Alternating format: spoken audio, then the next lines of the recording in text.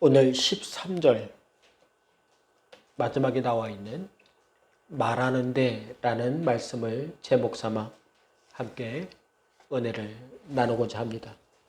여러분, 성경에 나타나는 기도 중에 많은 기도가 소리내어서 소리쳐서 기도하는 것임을 보게 됩니다. 심지어 하나님께서는 소리를 다만 외친 것만으로도 그것을 우리의 기도로 받아주셨어요. 여호수아서 6장 20절을 보면 여리고 성의 성벽이 어떻게 무너졌습니까? 크게 소리질러 외치니 성벽이 무너져 내린지라, 이렇게 말씀하고 있습니다. 이때 외쳤던 소리는 단어가 아니었어요. 그냥 외침이었습니다. 목소리만 격양된 목소리가 아니라 그들의 소리는 어떻습니까? 믿음으로 외친 소리였어요. 믿음으로 외쳤더니 그것을 어떻게 해요? 기도의 신호로 받으시고 그것에 응답하신 분이 하나님이시라는 거예요. 따라서 이 말씀과 성경의 외친 기도를 통해서 우리는 기도의 외침에는 힘과 능력이 있다는 것을 알게 되는 것이죠. 그렇다면 왜 기도에는 힘과 능력이 있는 것입니까? 여러분, 이 기도는 세상을 향해 외치는 게 아니에요. 사람을 향해 호소하는 게 아닙니다. 하나님께 외치는 것이기 때문에 힘과 능력이 있는 거예요. 그러니 이 땅에 살아가면서 우리가 소리칠 일이 있습니다. 마음 아픈 일이 있어요. 그때 우리는 세상에 외쳐도 소용없어요. 사람에게 외치지 마세요. 거기에는 결코 응답이 있을 수 없습니다. 우리는 하나님께 외쳐야 돼요. 하나님께 외칠 때에 그곳에 힘과 능력이 있습니다. 중요한 것은 그렇게 외쳐 기도할 때에 하나님께서는 그것을 들으시고 응답해 주신다는 거예요. 때문에 우리는 이 시대를 살아가면서 시시때때로 부르짖어 기도할 줄 알아야 됩니다. 외쳐 기도하는 것에 주저하지 말아야 돼요. 우리가 하나님께 외치고 부르짖어 기도하면 하나님께서는 우리의 믿음의 환경을 바꿔주십니다. 세상 사람을 믿음의 사람으로 바꿔서 살도록 도와주세요. 세상 통로가 아니라 이전에는 세상 통로를 열고 살려고 애쓰고 힘쓰며 너무나 고통스러웠는데 이제는 믿음의 통로를 열고 살도록 하나님께서 도와주세요. 또한 외치는 기도는 목소리보다는 간절함이 커야 합니다. 간절함이 동반될 때에 우리의 기도하는 자세가 바뀌어요. 하나님을 대하는 시선이 달라져요. 하나님의 말씀에 귀 기울이는 자세가 달라진다는 것입니다. 그러면 우리는 언제 간절히 기도할 수 있습니까? 사람은 자신이 가난하다고 느낄 때 간절히 기도하게 돼요. 여기서 말하는 가난함은 재정적인 가난함만을 말하지 않아요. 마태복음 5장 3절에 보니까 심령이 가난한 자는 복이 있다고 말해요. 가난한데 복이 있다는 거예요. 이 말씀을 풀어서 말씀드리면 하나님 앞에서 자신을 가난하다고 느끼는 사람은 어떻게 해요? 하나님께 자연스럽게 기도하게 된다는 거예요. 중요한 것은 주님께서는 이 땅을 살아가는 모든 사람들을 향해 너희는 어떻게 해요? 심령이 가난한 자라고 말씀하고 계시다는 거예요.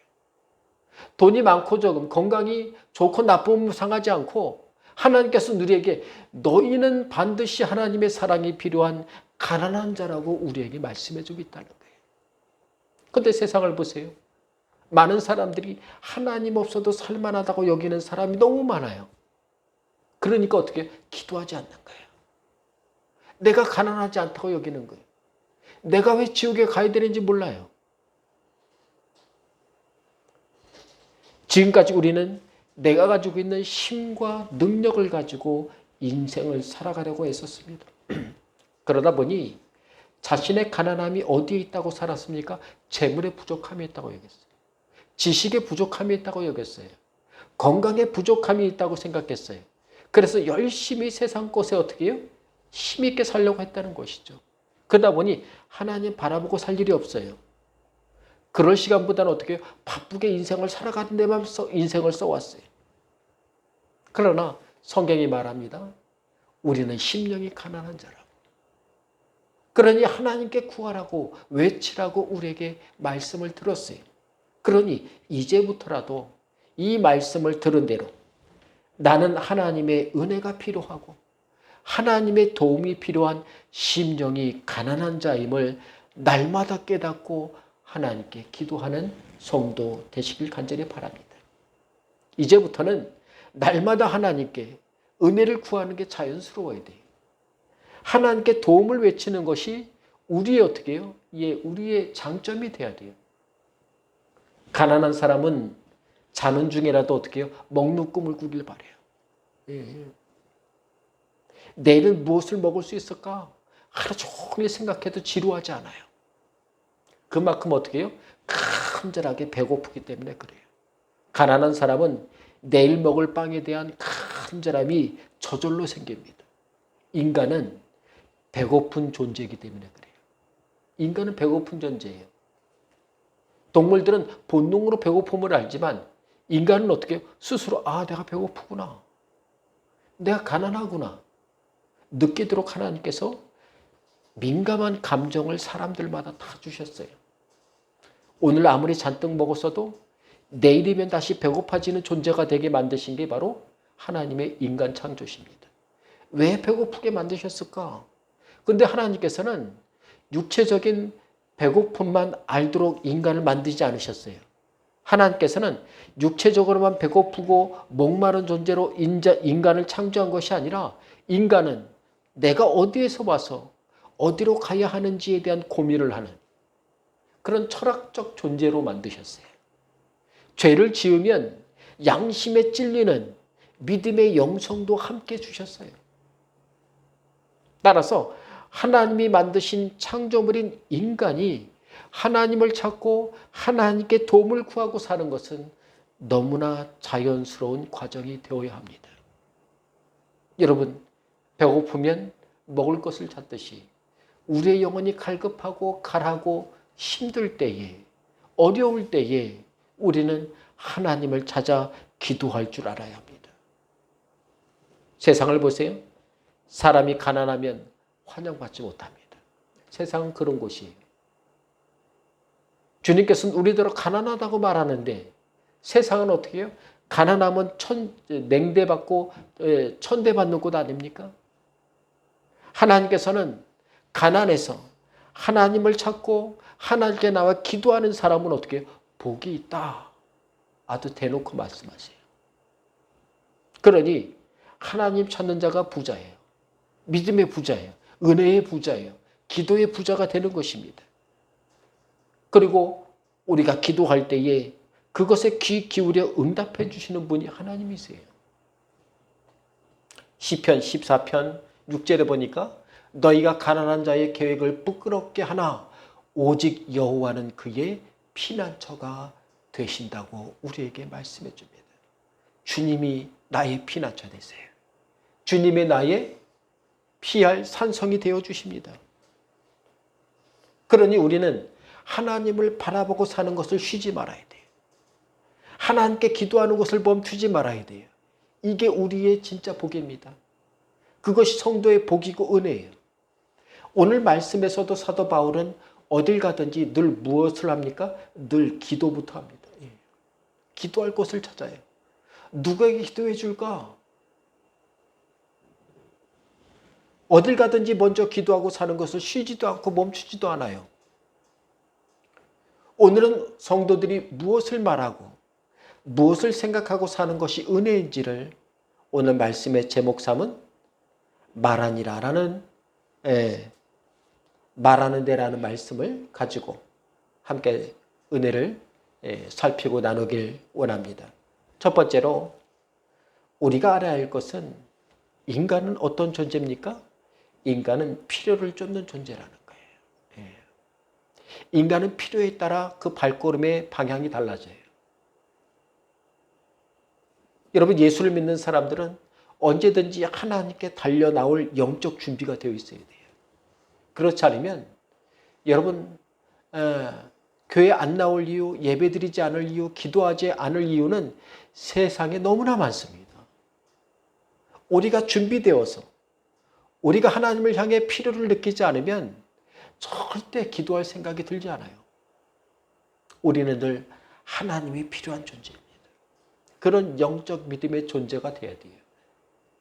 영적 민감함이 있어야 됩니다.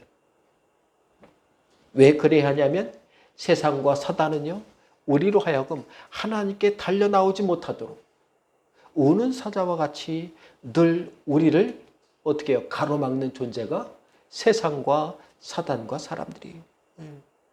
그래서 때때로 우리는 만사가 꼬이는 날을 만날 수 있습니다. 왜 그런 날이 없겠어요? 오늘은 왜 이렇게 되는 날이 없어요? 이번 주는 왜 이렇게 되는 일이 없이 또 꼬이기만 하나 하고 여러분 마음 상할 때가 있어요. 어떤 날은 참기 힘든 비난의 손가락질로 인해서 오늘 예배드릴 기분이 아니야라는 생각이 들 수도 있어요. 삶을 살아가는데 필요한 재정의 목표가 있는데 그것에 크게 못 미치는 날과 달을 만날 때에 우리는 어떻게 해요? 이런 날 자존감이 바닥으로 떨어져요. 자존감이 떨어질 때 어떻게 해요? 우리는 슬퍼하고 괴로워하느라 하나님을 바라보지 못할 때가 많아요.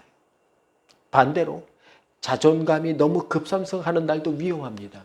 왜냐하면 지금 잘 되고 있는 게 내 믿음이 좋아서 내 실력이 좋아서 이런 축복이 임한다고 착각할 수 있거든요. 여러분 자신으로부터 이 축복이 임했다고 착각한 사람은 어떻게 해요? 결코 하나님을 찾지 않습니다. 하나님께 나오지 않아요. 내가 남보다 대단하고 느낄 때 그때도 위험한 거예요. 우리는 하나님 없이는 언제든지 열등감과 교만함에 빠져 살 수 있는 존재라는 것을 성경은 우리에게 분명하게 가르쳐주고 있습니다. 아담과 하와를 보세요. 그들은 하나님이 마련해 주신 에덴 동산에서 충만하게 살았습니다. 그런데 그 충만함을 자신 스스로의 힘으로도 채우고 살 수 있을 것 같다는 느낌과 기분을 가졌어요. 아담과 하와는 자신들이 선악을 알게 하는 과실만 먹으면 하나님이 없어도 세상을 충만하게 살 수 있을 것이라고 착각하기 시작했어요.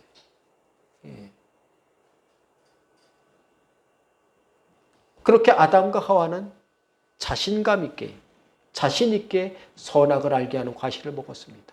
그런데 선악을 알게 하는 과실을 먹었더니 사단이 들어간 뱀이 유혹한 대로 여러분 하나님과 같이 은혜가 충만한 자가 되었습니까? 그렇지 않아요. 자신들이 원했던 하나님의 지혜가 충만해졌습니까? 아니에요. 그들에게 가장 먼저 충만해진 것은 바로 뭡니까? 교만이 하늘을 찔렀다는 거예요. 무슨 일이 생기면 누구 탓이에요? 남의 탓인 거예요. 남의 탓을 하다 못해 어떻게 해요? 하나님 탓을 하는 거예요. 하나님 주신 땅과 하늘과 바다에서 살아가면서도 하나님 없어도 된다는 교만이 충만한 자가 되어버렸어요. 결국 그들의 나중은 어떻게 되었습니까? 자존감이 땅에 떨어졌어요.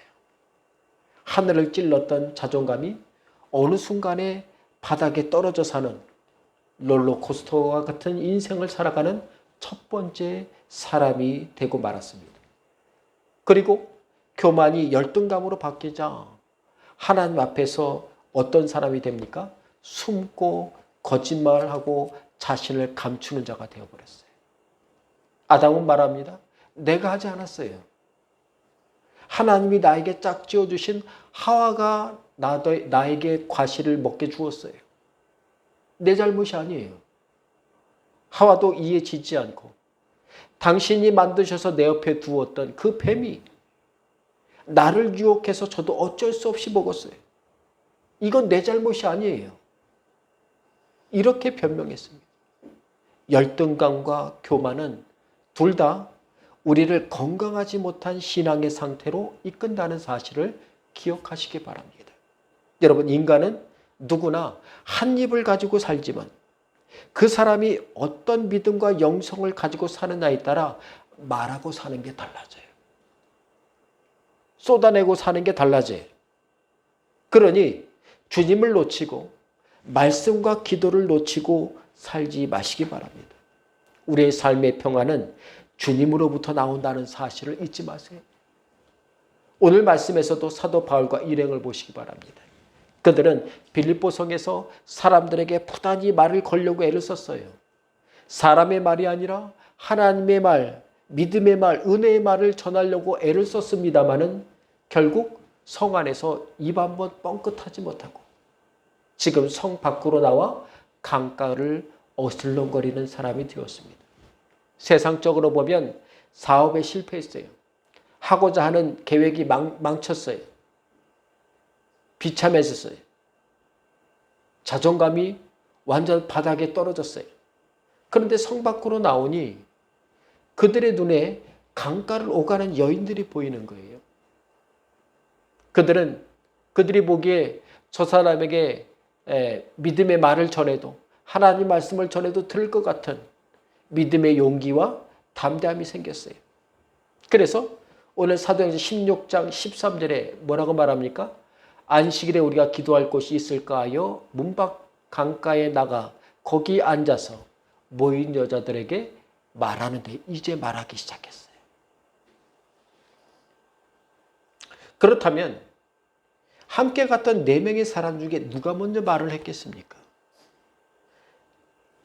리더였던 사도 바울이 먼저 말을 했겠습니까? 아니면 똑똑한 의사였던 누가가 말을 했을까요?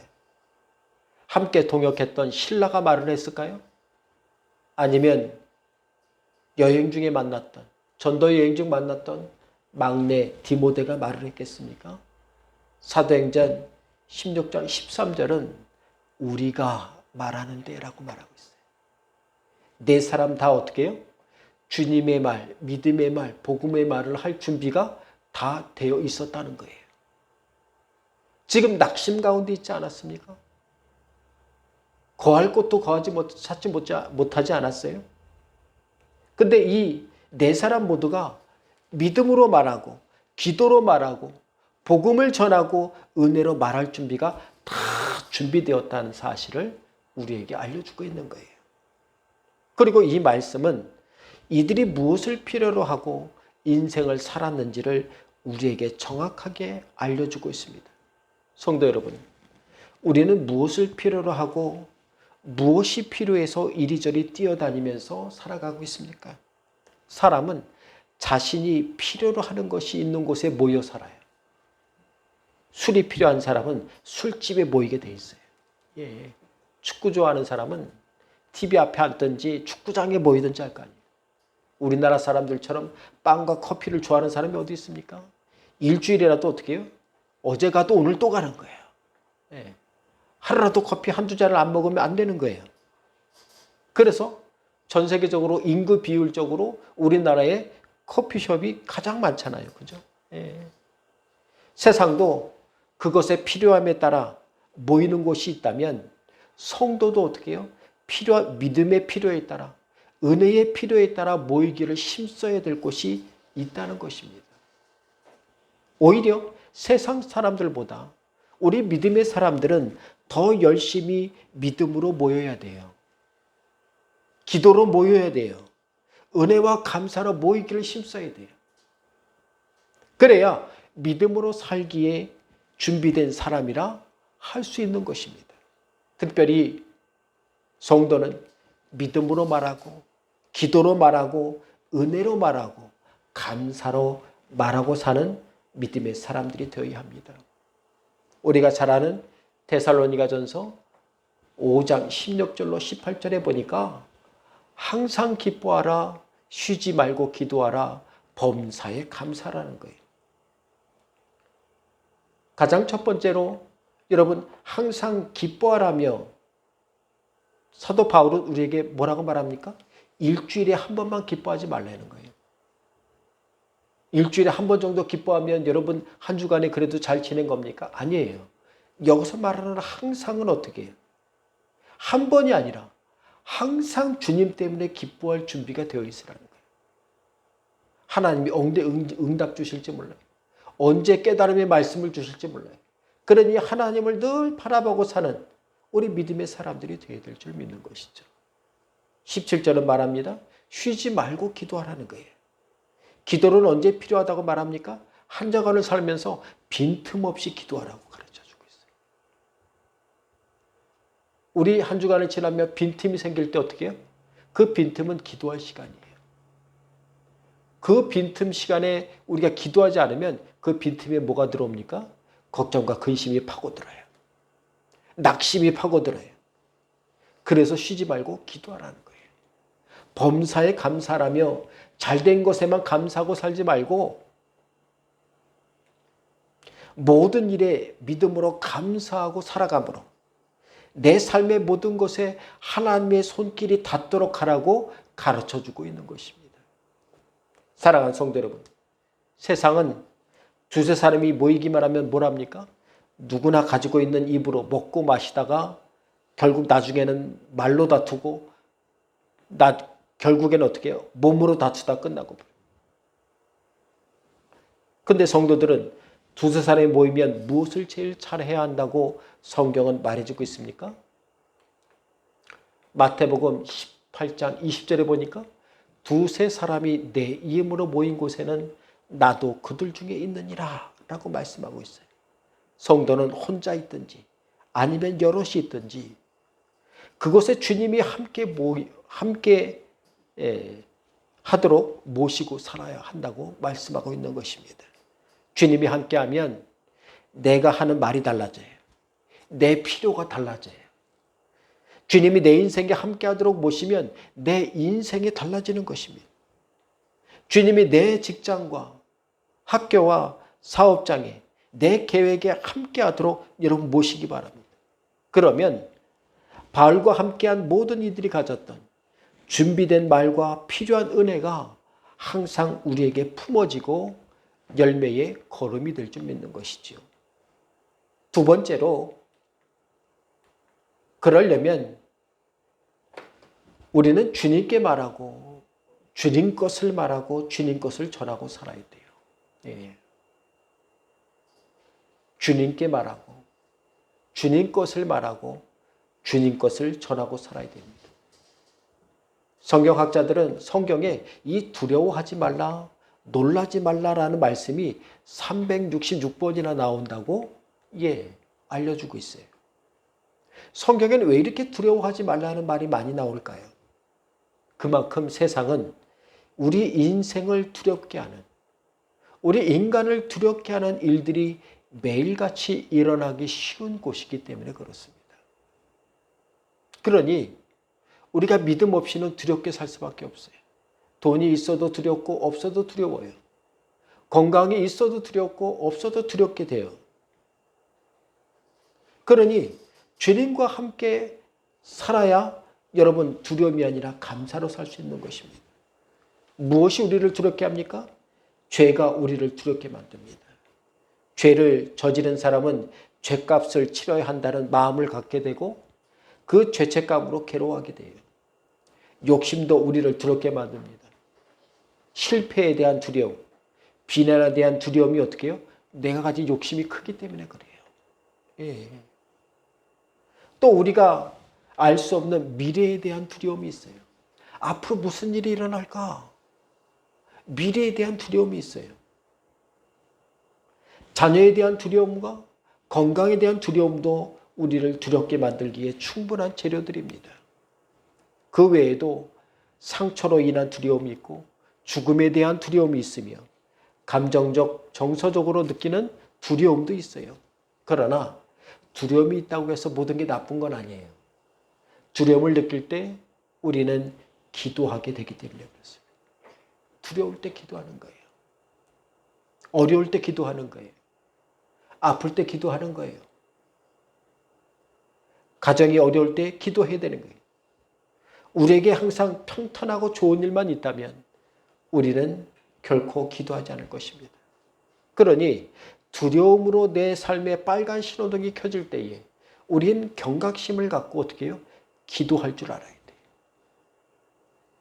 두려움은 나를 하나님의 자리로 불러 기도하게 하시는 하나님의 믿음의 신호라는 사실을 아시기 바랍니다. 따라서 살면서 곤란하고 어려움에 빠지게 되었을 때에 우리는 어떻게 해요? 마치 부모님이 여유가 있으면 도우실만 하다면 우리는 주저없이 부모님에게 손 내밀어 도움을 구할 거예요. 마찬가지로 하나님의 자녀들은 어떤 어려움을 당했을지라도 나를 도와주실 준비가 되어 있는 천지를 창조하신 하나님 아버지, 그 아버지께 도움을 구하고 기도할 줄 알아야 합니다. 그게 바로 어떻게 해요? 하나님의 자녀된 본분이에요. 하나님은 어떤 분이십니까? 요한복음 14장 18절에 보니까 내가 너희를 고아와 같이 버려두지 아니하고 너희에게로 오리라 이렇게 말씀하세요. 여러분, 아버지 하나님이 계심에도 불구하고 천의 고아처럼 살지 마세요. 우리는 고아가 아니에요. 아버지 하나님이 우리 아버지 되세요. 그러니 무슨 일이 있을 때마다 어려움을 만날 때마다 하나님 아버지께 말하고 도움을 구하시기 바랍니다. 그게 기도예요. 그게 기도예요. 아버지 도와주세요.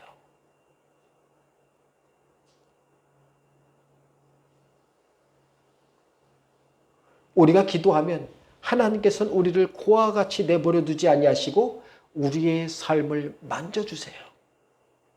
그런 아버지를 두고 자녀가 찾아가지 않는다면 그보다 어리석은 것은 없고 그것보다 불효는 없는 거예요.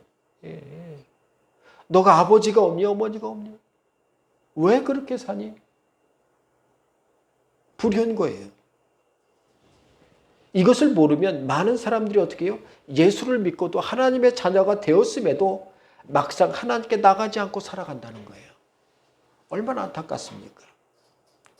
하나님께 기도하는 것이 어색하고 익숙하지 않다는 이유로 우리가 하나님께 나가지 않으면 어떻게 해요?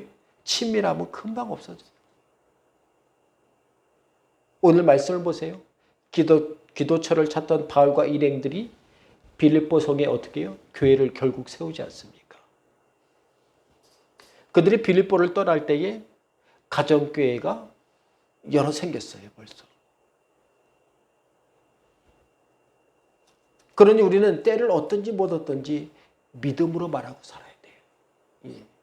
믿음으로 자꾸 말하면 그게 기도가 되고 기도가 어떻게 해요? 힘과 능력이 되어서 우리의 삶의 부메랑으로 날아오는 거게 됩니다.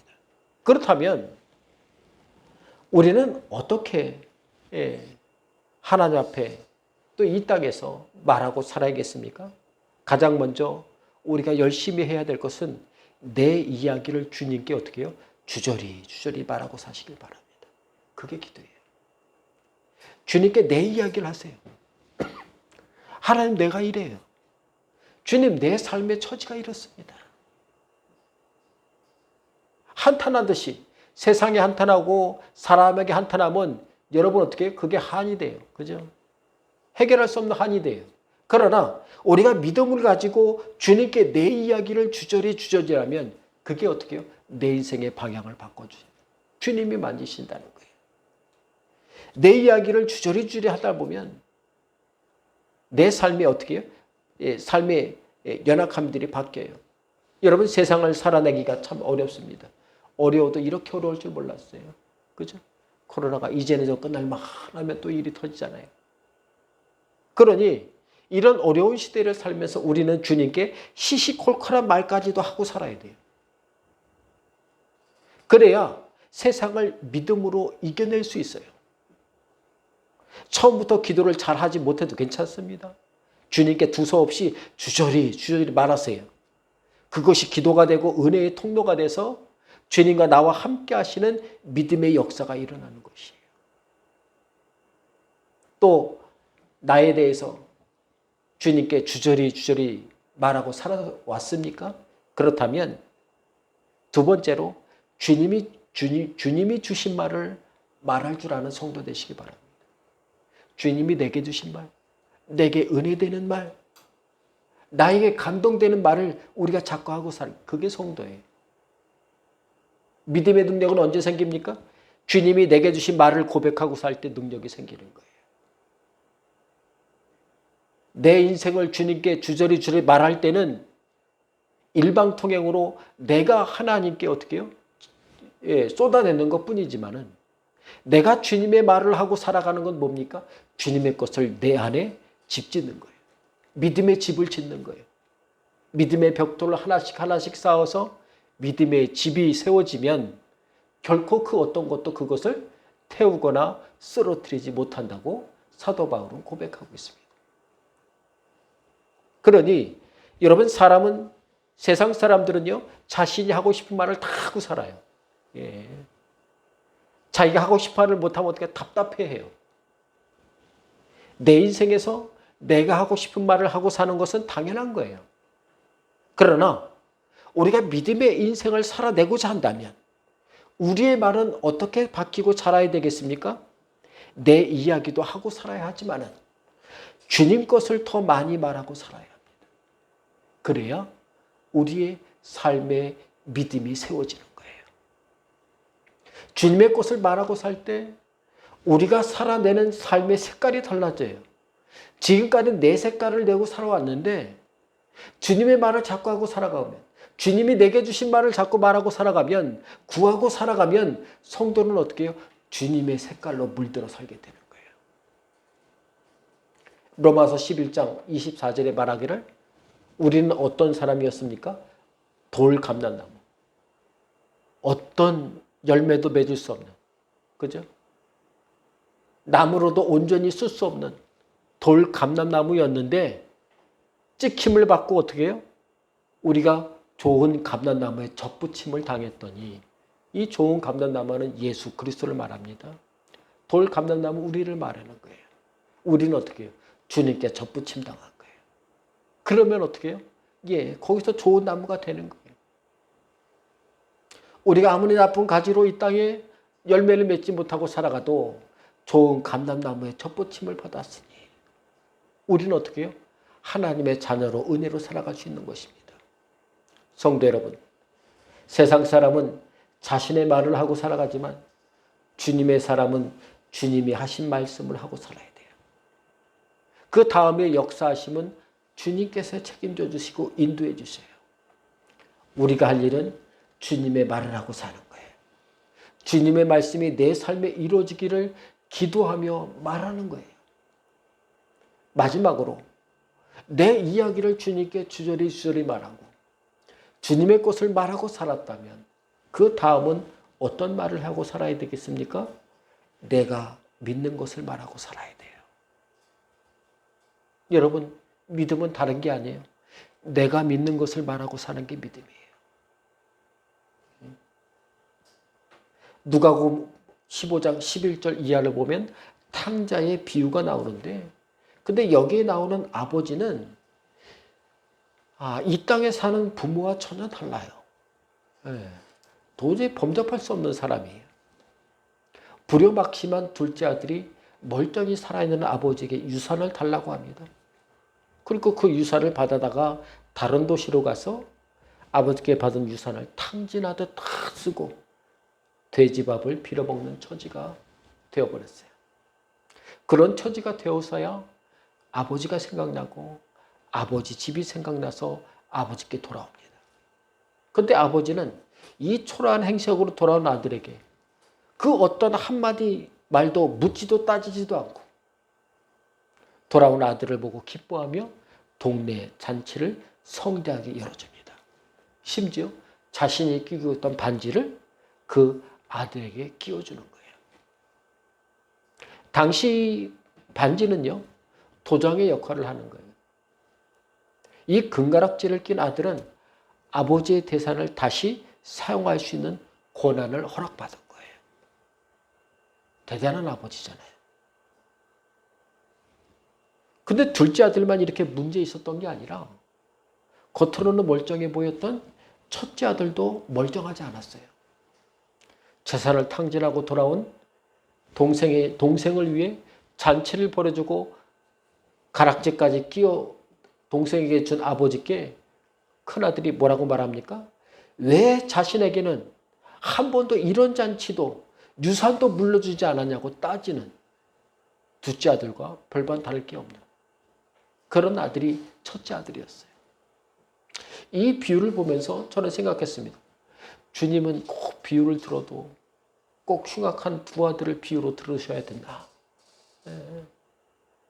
보자면 뭐합니까? 아들 둘이 흉악한데 아무 소용없는 거예요. 여기까지만 봐도 우리는 하나님 아버지는 참 속도 좋고 은혜가 풍성하신 분이라는 걸 알게 됩니다. 그러나 중요한 것은 아무리 하나님 아버지께서 속이 좋고 은혜가 풍성하면 뭐합니까? 우리가 하나님과 소통하지 않으면 소용없는 거예요. 우리가 하나님께 기도하지 않으면 소용없는 거예요. 우리가 하나님을 드러내지 않고 살면 우리의 삶도 어떻게 해요? 똑같은 거예요. 예. 우리가 간증하고 살 만한 믿음으로 살지 않는다면 우리도 연약해서 늘 이 두 아들과 비슷한 인생을 사는 거예요. 있어도 늘 부족하고 없어도 늘 없고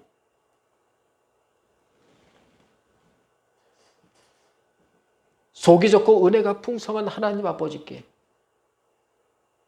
우리가 구하지 않는다면, 말하지 않는다면, 찾지 않는다면 하나님의 은혜를 받을 수도 전할 수도 나누고 사는 것도 불가능한 것입니다. 이 시대를 살아가는 많은 사람들이 하나님의 크신 사랑과 은혜를 구하지도 않아요. 구하지도 않고 만나지도 않았으니 나눌 힘도 없는 거예요. 이 시대에 우리 교회와 성도들이 어떻게 해요? 너무 가난해요. 너무 가난해요. 남에게 나눠주지 못할 만큼, 믿지 못하는 자에게 환대하지 못할 만큼 우리가 너무 가난하게 살아요. 그러나 성경이 말하지 않습니까? 앞서 말씀드렸듯이 가난한 게 나쁜 게 아니라 가난한 게 죄가 아니에요. 하나님께 구할 게 많은 거예요. 구하면 받습니다. 성도 여러분, 우리는 하나님께 말하고 살아야 되지 않겠습니까? 우리는 주님의 말을 하고 사는 사람이 되어야 되지 않겠습니까? 내가 가진 믿음과 은혜를 늘 입 밖으로 내고 살아야 되지 않겠습니까? 사랑하는 성도 여러분, 하나님의 사랑과 은혜는 우리의 머리는 이해하지 못할 만큼의 커다란 스케일을 가지고 계세요.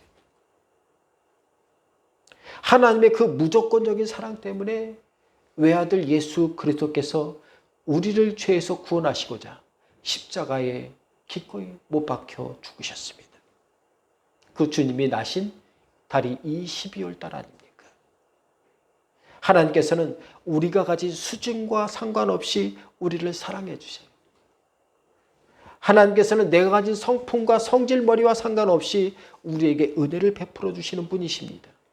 그러니 하나님의 사랑과 은혜를 말하고 전하고 사는 것에 주저하지 마시기 바랍니다.